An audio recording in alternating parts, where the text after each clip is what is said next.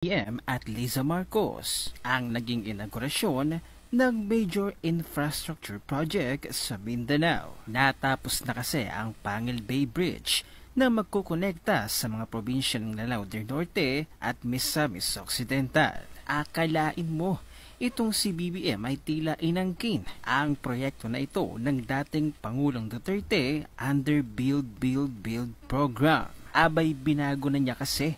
Ginawa na niyang Building Better More. Ang ambag nga lang daw ni BBM dito ay ribbon cutting lang.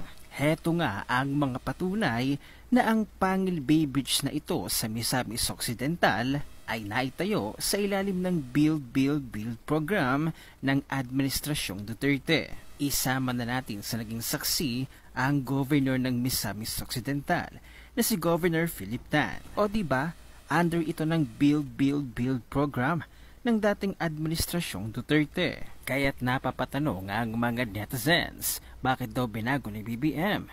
Under na daw ng Building Better More. Magkaganon pa man ay hindi ito nakatakas sa mga netizens sa taong bayan dahil sa naging post mismo ni Bongbong Marcos sa kanyang Facebook account ng kanyang ribbon cutting ng inaugurasyon ng Pangil Bay Bridge. Abay nagkomento ang mga netizens. Wala nga tayong ibang makikitang komento.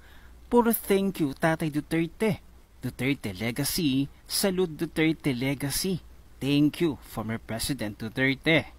Dito natin talaga makikita na aware na ang taong bayan sa mga pinagagawa ng Marcos administration at talagang aware na din ang taong bayan sa mga naging proyekto ng dating Duterte administration sa mga proyekto ng kanyang Build program.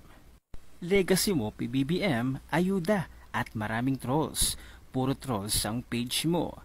90 billion PhilHealth funds transferred, 25 tons of gold sold, billions of lotto winnings, etc. It's gone with the wind. Thank you so much, former President Tatay Digong. PRRD Legacy. Not Marcos, wag angkinin.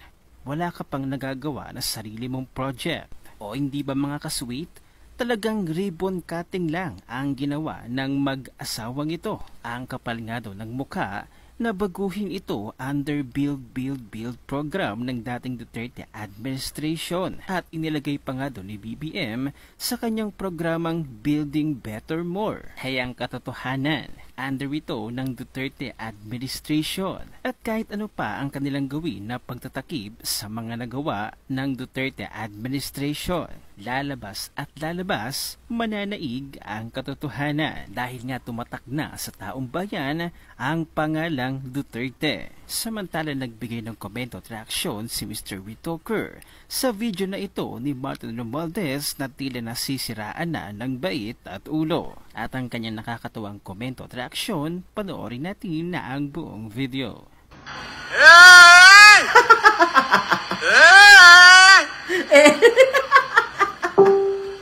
Hey, baboy version. Si Bong Revilla. Parang si Bong Revilla na nahiya.